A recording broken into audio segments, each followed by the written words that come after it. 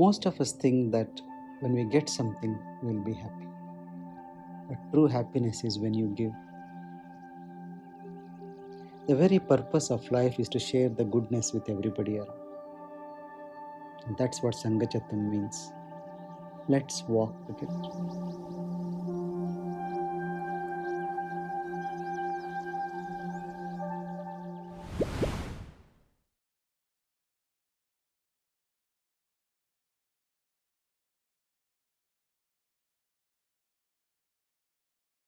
Our scriptures recommend us to put effort to attain four things. These are called as Purusharthas. Purushartha means when you're born as a human being, what is it that you should attain? So they are categorized as Dharma, Artha, Kama, and Moksha. We all heard about this. Among these, the first three, which is Dharma, Artha, and Kama, they are bound to action, bound to what you do. So they are within the influence of your karma. But moksha is transcending the action, transcending karma. So that you cannot attain moksha by doing anything. By transcending the action, you will reach to moksha. But when you look at this, the action itself, the mechanics of action is very complex. It is very subtle as well. That's why in the Gita, Krishna says, Gahano karmana gati. It is obvious, it is there, but you cannot understand how intricate the network of karma is. So any action you do in the universe, it needs a closure. Until then, it hangs around. Say, for example, you received something from somebody. Until you give something back to somebody, that action, the impact of that will hang on in your account, in your karmic account as a debt. This body is also loaned, isn't it? For a few years. What is this body made up of? The five elements. The five elements you have loaned a bit from here, a bit from there, it all got together. And then when the mind drops the body, then it all goes back. The loan is clear. So there is a saying, isn't it? There are no free lunches. Yeah, that is true. There is no free lunch. There is nothing in the realm of action. Everything has to be accounted for. Nothing can escape. But there are two types of actions. Actions which are done with an intention. Oh, I want that, or I want to produce this effect. And the actions which are done unconsciously. So actions which are done unconsciously, they don't generate any karma. They don't come under the category of. That's why when children, even if they do a lot of naughtiness, mischiefness, that does not count as a karmic debt. Or when you talk something in your sleep, nobody can hold you accountable for that. Because you are not aware. See, if you go even the court, if you even commit a murder when you are sleepwalking, they say that's not accounted for. So, or you're driving, you're driving and without your awareness, you already reached your office from your house. So that action does not have karma because there was no proper intention behind that action. It just has happened. Like you brush your teeth every day. You don't brush your teeth with full attention and awareness. So I'm going to make my teeth whiter and you just do it. A lot of people cook like that. Things like so. A lot of actions where you are not doing it to produce, but it may be different when you are inviting guests for your house. The way you cook may be different. Oh, they are coming. I have to put this more, this less. That becomes a karma. But when most of the time, when something has become a part of you, so those actions will not generate a karma. What is the importance in these actions? There is no sense of doership. There is no sense of I am doing this. It is just happening through you and you are being a medium for it.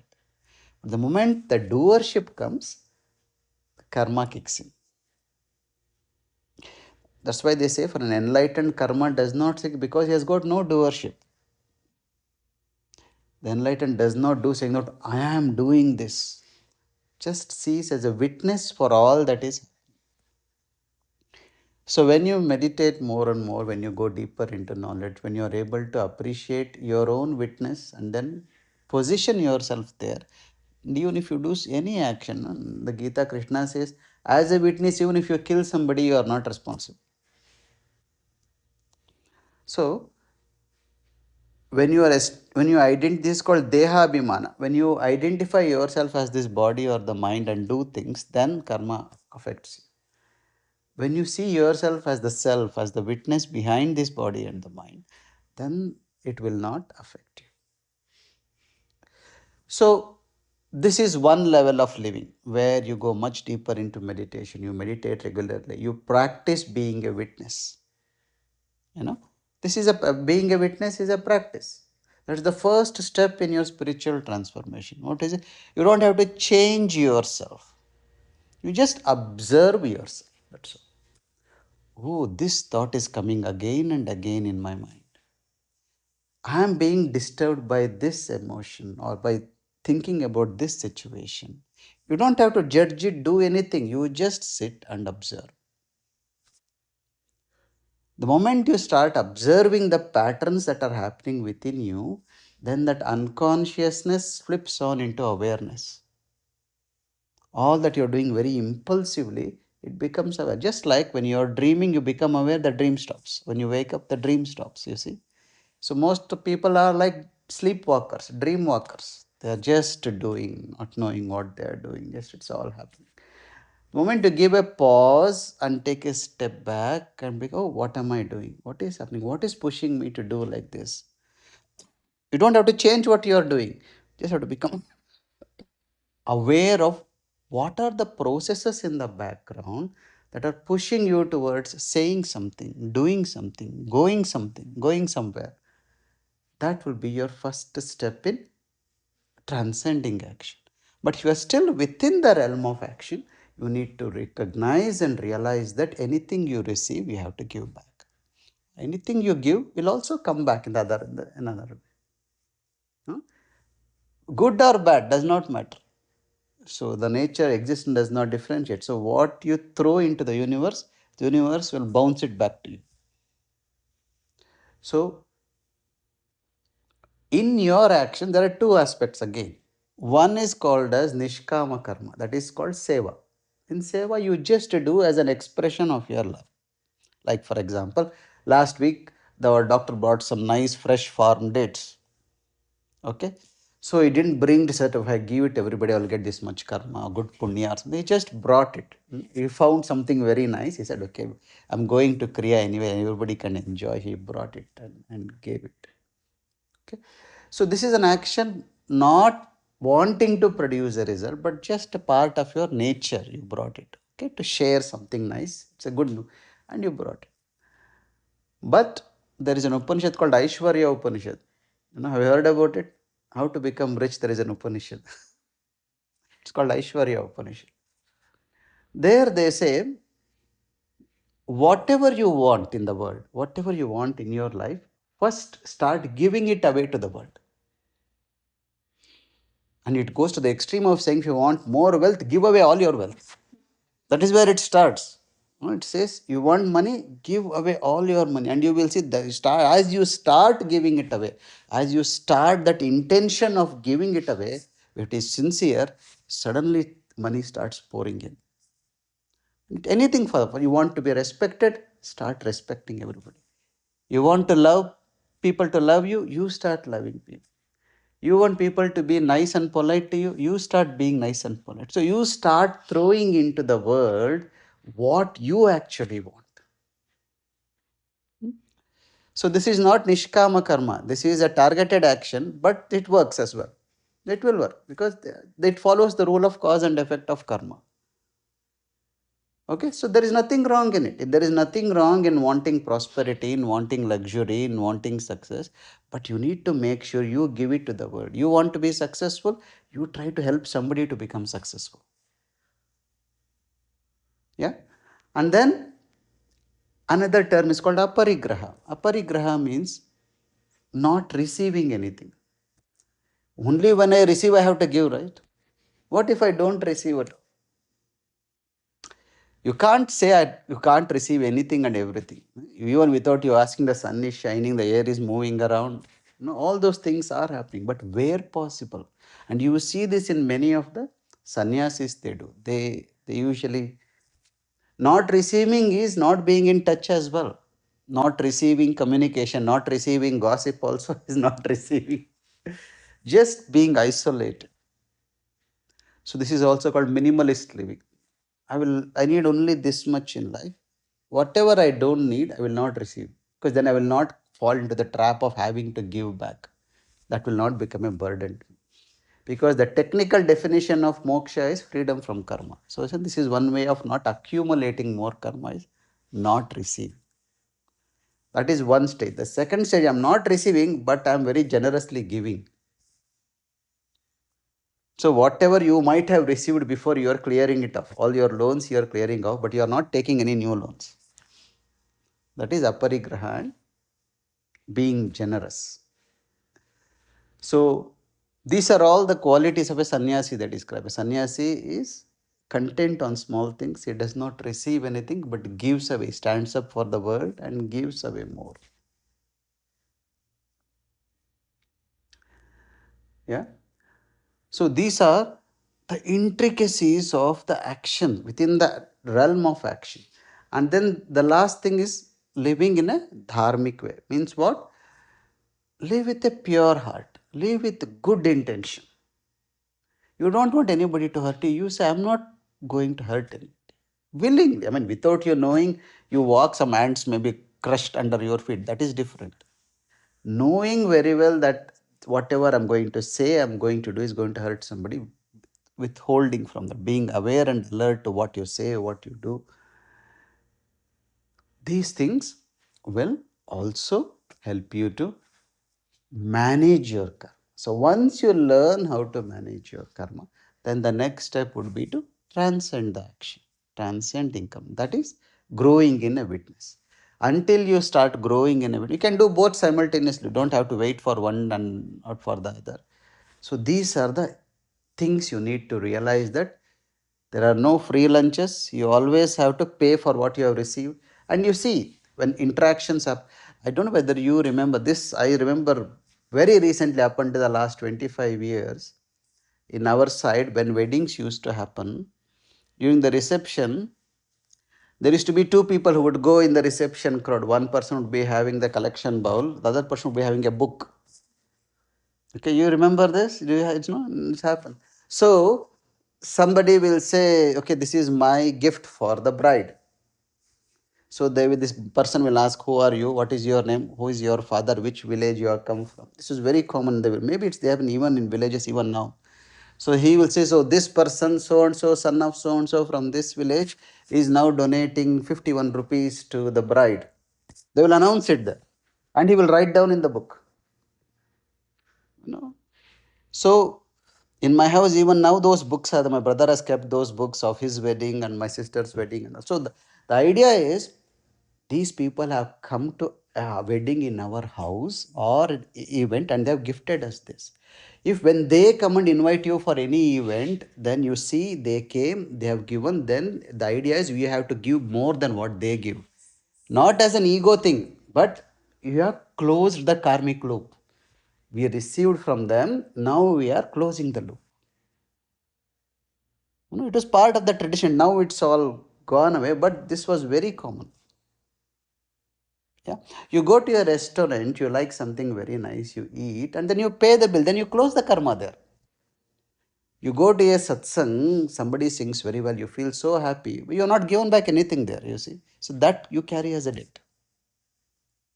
That how you can clear. You can arrange a satsang in your house and invite everybody and get somebody else also have that. Like that you can. Or you go somewhere and you. So whatever you have, you use that to make others happy. You can cook well. So you can sing well for to make somebody else happy.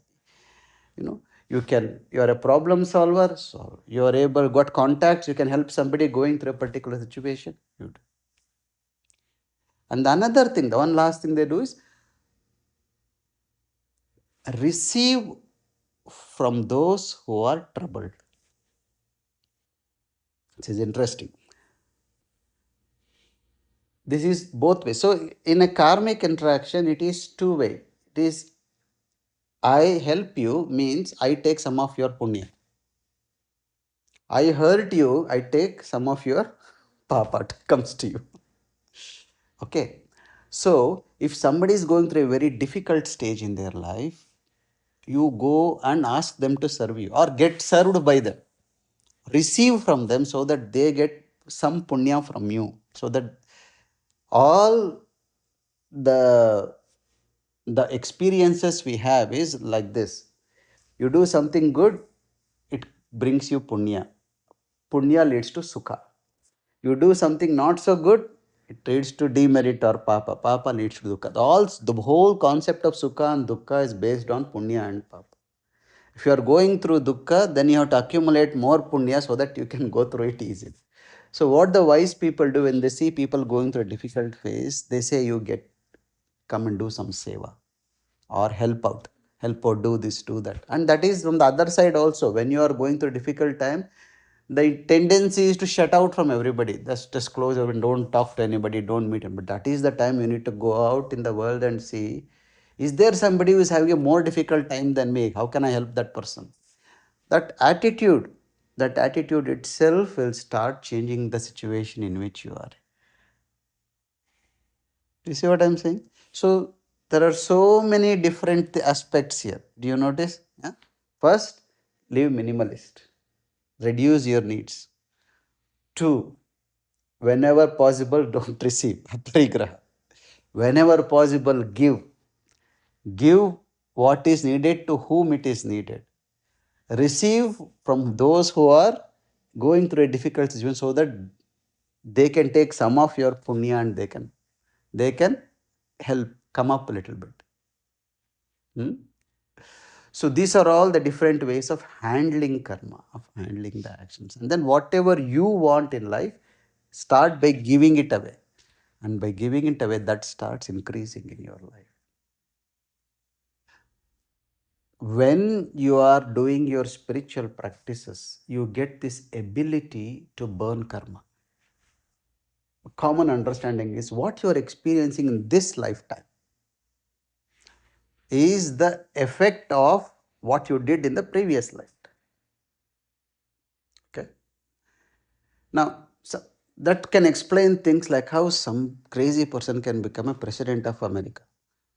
You have to wonder, how is this? What sort of karma is this?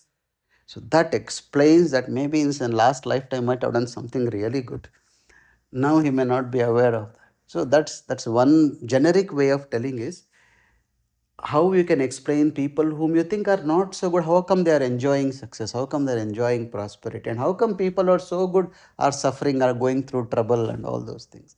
This is the impact of past action. But however, when somebody comes on the spiritual path and they're able to, they get the ability to burn their karma, not through action, but through meditation, but through silence and all. The existence says, okay, now this person is more capable. So let's not wait for him to get to the next lifetime. Let's give this life's karma now only. Let him start burning now. So when you are on the path, especially when you have been on the path for a while, when you're already cut off quite a big chunk of your sanchita karma, then the universe starts throwing your previous arrears to you. Come on, we finish this because you got more capability. So you will notice, if you are aware, you will notice that the more sadhana you do, the more your actions will start producing results immediately as well.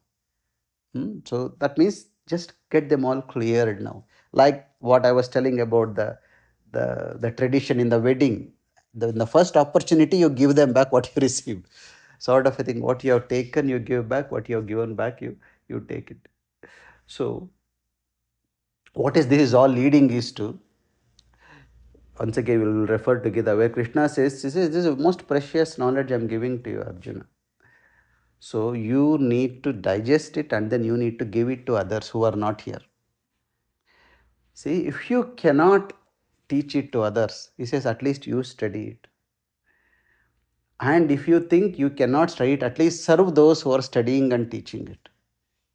If you can't do that also, at least don't obstruct those who are studying and teaching it. Do you see? You see in how you can help the knowledge to circulate in the universe is either you take it to people or you support people who are taking it to them, or at least don't obstruct those who are taking it to them. At the least, what you can do is you can bless, you can have a sankalpa and say, let this reach everybody, let this calmness and serenity touch everybody's life. Okay? Om Namah Shivaya.